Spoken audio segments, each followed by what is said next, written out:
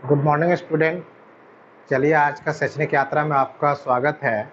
आज हम लोग व्यवसायिक अध्ययन के प्रारूप का एक जो प्रारूप है एकांकी व्यवसाय, उसके अध्ययन करेंगे। इससे पूर्व हम लोग जो वस्तु स्थिति को मिलकर अध्ययन किए थे उसके बारे में थोड़ा चर्चा कर लेते हैं। हम लोग व्यवसाय पहले मानवीय क्रियाओं का रूप को पढ़े, आर्थिक क्रिया, अनार्थिक क्रिया। आर्थिक क्रिया का फिर विभाजन हो गया व्यवसाय, पैसा और रोजगार में। फिर व्यवसाय को भी हम लोग पढ़े, रोजगार को भी पढ़े और पैसा को भी पढ़े। फिर व्यवसाय का विभाजन को भी पढ़े, व्यवसाय, उद्योग और वाणिज्य मिलकर व्यवसाय का सृजन हुआ। इस प्रकार हम लोग अभी तक सारे एक्टिविटी को देख चुके, कैसे व्यवसाय होता है, किस किस चैनलों से काम होता है, व्यापार क्या था, व्यापार की सहायक क्रिया क्या थी, वाणिज्य के अंतर्गत व्यापार आया, व्यापार की सहायक क्रिया, ये सब हम लोग अध्ययन कर लिए हैं। जिन जिन बच्चों ने ये सब वस्तु स्थिति को अध्ययन नहीं किए हैं वो हमारे पिछले वीडियो को अवश्य देखेंगे, ताकि आज के तत्वों को समझने में उसे बहुत आसानी होगी। आइए, आज का हमारा मेन टॉपिक है व्यवसायिक संगठन का प्रारूप। व्यवसाय तो हम समझ गए, इसके संगठन का विभिन्न रूप है जो क्रमिक आवश्यकता दर आवश्यकता विकसित होते गए हैं। आज जो हम लोग व्यवसाय का रूप देख रहे हैं वो प्रारंभ में क्या था उस पर आज हम लोग चर्चा करेंगे। सबसे प्राचीनतम और सबसे प्राचीन जो हमारा व्यवसायिक स्वरूप था वो एकांकी व्यवसाय स्वरूप था। कहा जाता है कि मनुष्य जिस समय से पारिवारिक संबंधों में जीना सीखा उस समय से ही व्यवसाय का उत्पन्न हुआ, मतलब सृजन हुआ।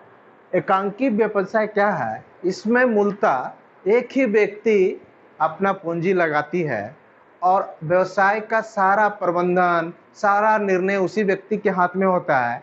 जब एक ही व्यक्ति का पूंजी हो, प्रबंधन उसी का हो, तो उस व्यवसाय से जो लाभ हानि होगा उसका भी जवाबदेही वो व्यक्ति स्वयं होगा।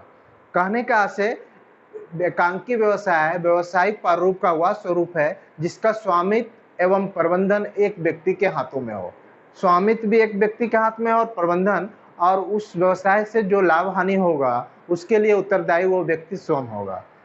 इसका कुछ कुछ इसका फीचर्स में ये कह सकते हैं कि प्राचीनतम स्वरूप क्या था, व्यवसाय एक ही व्यक्ति करता था और वो सीमित क्षेत्र में ही व्यवसाय होता था, क्योंकि एक व्यक्ति अनेक जगहों पर उपलब्ध नहीं हो सकता है और एक व्यक्ति की पूंजी, फाइनेंशियल क्षमता भी कम होती है, तो बृहद स्तर पर व्यवसाय करने के लिए पूंजी की बृहद आवश्यकता होती है जो एक व्यक्ति से पूर्ति नहीं होती थी। तो प्राचीनतम स्वरूप है व्यवसाय का एकांकी व्यवसाय, जिसको हम लोग सोल प्रोप्राइटरशिप भी कहते हैं। आज जो हम लोग आधुनिक व्यवसाय देखते हैं, बड़े बड़े व्यवसाय देख रहे हैं, इसी व्यवसाय का वो विकसित रूप है। जैसे जैसे आवश्यकता हुआ, एकांकी व्यवसाय क्या हुआ, साझेदारी व्यवसाय में बदला, साझेदारी व्यवसाय कंपनी में बदला। मतलब जिस प्रकार व्यवसाय को विस्तार करने, व्यवसाय को विस्तृत करने की आवश्यकता हुई, व्यवसाय अपना स्वरूप को बदलता गया। तो आज मेरा कंसंट्रेशन का पॉइंट है एकांकी व्यवसाय। तो पार्टनरशिप जो व्यवसाय है, या सहकारी समिति, या हिंदू अविभाजित परिवार व्यवसाय, या संयुक्त कंपनी व्यवसाय, उस पर आज हम लोग चर्चा नहीं करेंगे, वो भी व्यवसाय का स्वरूप ही है। आज हम लोग एकांकी व्यवसाय पर चर्चा करेंगे। एकांकी व्यवसाय व्यवसाय का वह स्वरूप है जिसका स्वामित्व और प्रबंधन एक व्यक्ति के हाथों में। एक व्यक्ति सारा निर्णय लेते हैं, एक ही व्यक्ति उसमें पूंजी लगाते हैं, प्रबंधन करते हैं, निर्देशन करते हैं, और व्यवसाय का जो परिणाम होता है, जो लाभ या हानि के रूप में हो, वह व्यक्ति स्वयं उसके लिए जवाबदेह होता है। अब इसकी कुछ विशेषताएं हैं, उसको हम लोग देखते हैं। एकांकी व्यवसाय का आशय हम लोग समझ चुके हैं, कुछ फीचर्स है, इसकी कैरेक्टरिस्टिक्स है। पहला पॉइंट हम लोग देखते हैं एकांकी स्वामित्व।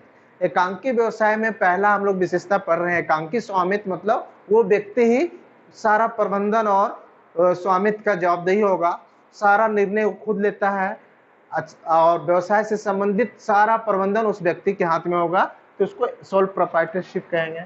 दूसरा, असीमित उत्तरदायित्व, क्योंकि व्यवसाय, एकांकी व्यवसाय क्या है, सीमित पूंजी और असीमित उत्तरदायित्व और सीमित क्षेत्र के साथ उत्पन्न होती है। मतलब चूंकि इसमें सीमित पूंजी होती है, एक ही व्यवसाय का, एक ही व्यक्ति का पूंजी होता है, मगर असीमित उत्तरदायित्व का इसमें सृजन होता है। असीमित उत्तरदायित्व कहने का आशय, अगर व्यवसाय में हानि हो तो उसका पूंजी से अगर पूर्ति नहीं हो रही है तो उसके निजी संपत्ति से उस हानि को पूर्ति करेगा।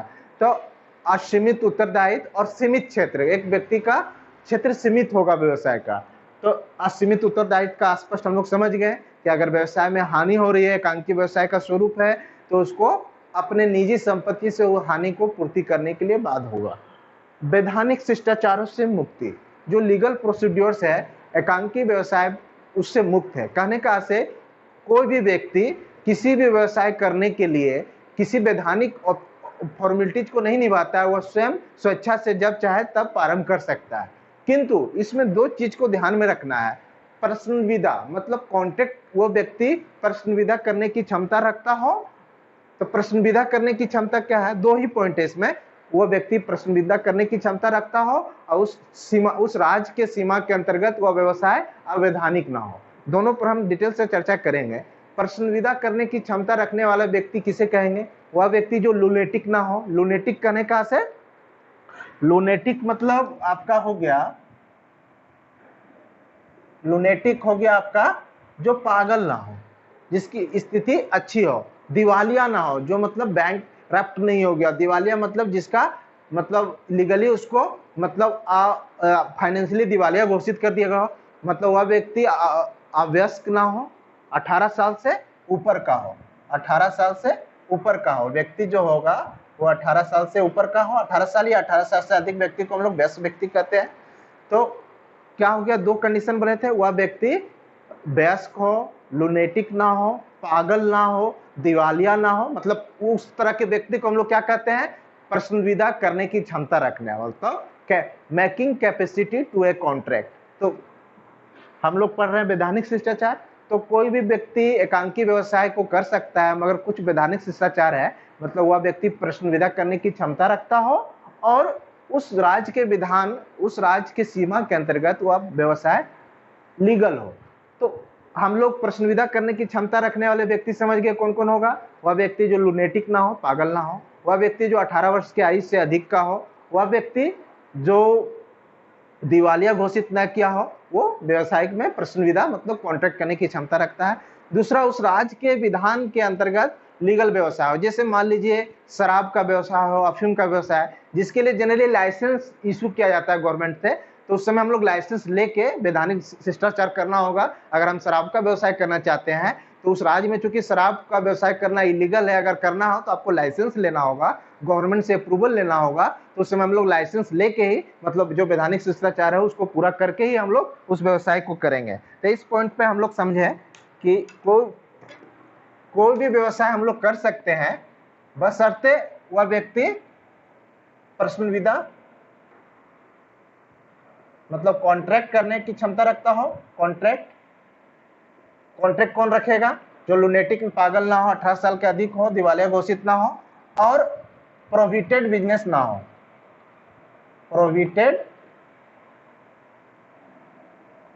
प्रोहिबिटेड बिजनेस करने का मतलब जैसे शराब का बिजनेस करना है किसी राज्य में तो वहां से लाइसेंस लेना होगा। ठीक है, इस पॉइंट हम लोग समझ गए। पूंजी पर एकाधिपत्य। पूंजी पर एकाधिपत्य कहने का से कि सारा एकांकी व्यवसाय में सारा पूंजी एक ही व्यक्ति लगाता है। यदा कदा वो क्या कर सकता है? वित्त प्रदान करने वाले संस्था से ब्याज पर पूंजी जुटा सकता है ऋण लेके, मगर अल्टीमेट तो पूंजी एक ही व्यक्ति होगा। तो उस पर क्या होता है? उसी का आधिपत्य रहेगा। दूसरा, एकांकी व्यवसाय में व्यवसाय की चुनाव की स्वतंत्रता होता है। मतलब कोई भी व्यवसाय कर सकते हैं। आप अपने आसपास देखिए तो एकांकी व्यवसाय से क्षेत्र मेरा भरा हुआ है। जैसे एक नाई हो गया, एक धोबी हो गया, एक मोची हो गया, एक पंसारी हो गया, एक राशन दुकानदार हो गया। सारा तो एकांकी व्यवसाय का ही स्वरूप है, जिसमें वो अपने से निर्णय लेता है कि हमको ये व्यवसाय करना है, खुद का पूंजी लगाता है। चलिए, स्पष्ट है, व्यवसाय की चुनाव की स्वतंत्रता है।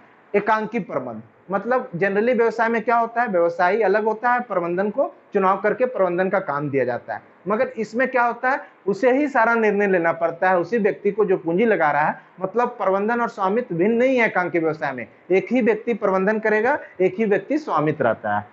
कार्य क्षेत्र की निर्धारित सीमा, क्योंकि हम जानते हैं एक व्यक्ति का लिमिट है।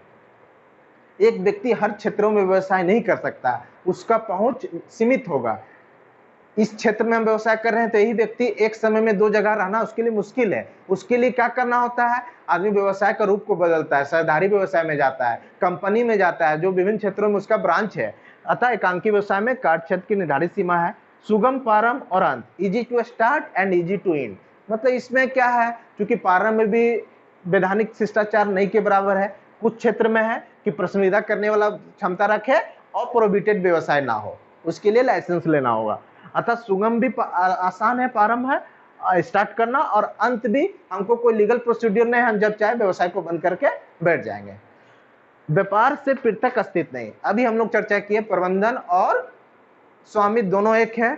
उसका क्या है कि अगर व्यक्ति की मृत्यु हो जाती है, जो व्यवसायी है, एकांकी व्यवसाय का स्वामित्व है, तो व्यवसाय भी उसके साथ ही खत्म हो जाता है। अतः पृथक अस्तित्व नहीं है, व्यवसायी और व्यवसाय दोनों साथ चलता है। मतलब स्वामित्व और व्यवसाय साथ साथ, स्वामित्व है तो व्यवसाय है, स्वामित्व नहीं है तो व्यवसाय नहीं है, और उसका घर से भी उसके ऋण को पूर्ति करना पड़ता है। उस केस में भी हम लोग पृथक अस्तित्व नहीं है, जो असीमित उत्तरदायित्व के पॉइंट में हम लोग कवर किए थे। उपयुक्तता, ये उपयुक्त उस क्षेत्र के लिए उपयुक्त है एकांकी व्यवसाय जहां अधिक पूंजी की आवश्यकता ना हो, जिसका क्षेत्र सीमित हो। जनरली जो हम लोग उदाहरण लिए, नाई का व्यवसाय, मोची का व्यवसाय, राशन दुकान। तो राशन दुकान में जनरली क्या है कि अभी हम उस पर चर्चा करेंगे, तो मतलब जहां उपयुक्त कहाँ है, जहां सीमित क्षेत्र हो, सीमित पूंजी की आवश्यकता हो, और एक व्यक्ति के प्रबंधन से वो व्यवसाय आसानी से, सुगमता से पनप सके, तो वो व्यवसाय हरा भरा रहेगा। अतः एकांकी व्यवसाय के हम लोग विशेषता को समझ गए। एक पॉइंट उठता है यहाँ पर, क्या उस पर हम लोग चर्चा करते हैं कि क्या एकांकी व्यवसाय, हम लोग जब इतना देखें कि क्षेत्र सीमित है, पूंजी सीमित है, तो हमेशा छोटा रूप में रहेगा।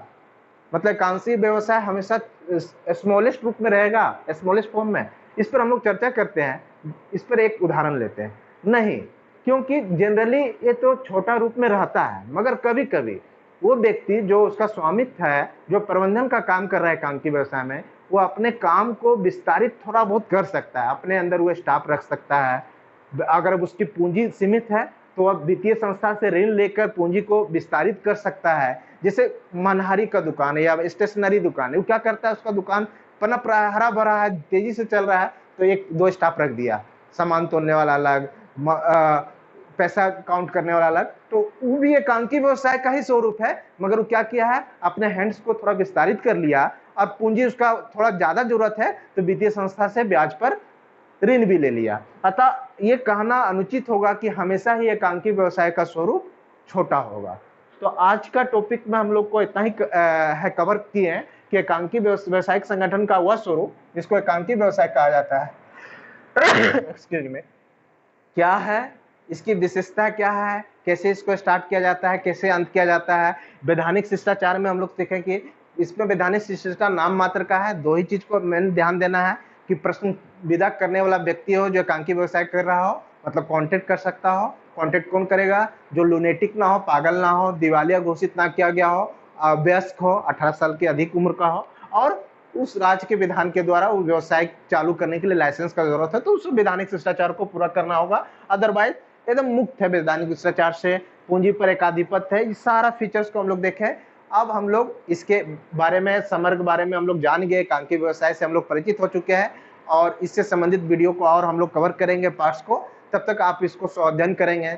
और अगर आप इससे पहले का वीडियो हमारा नहीं देखे हैं, जिसमें हम लोग व्यवसाय के कैसे होता है, व्यवसाय के प्रकारों का वर्णन किए, व्यवसाय कैसे स्टार्ट होता है, सारा चीज को हम लोग व्यापार की सहायक क्रियाएं, वाणिज्य पढ़े हम लोग, है ना, और व्यवसाय कैसे होता है, उद्योग कैसे होता है, उद्योग के प्रकार को समझें, तो उसको आप लोग स्पष्ट रूप से, निश्चित रूप से देखेंगे।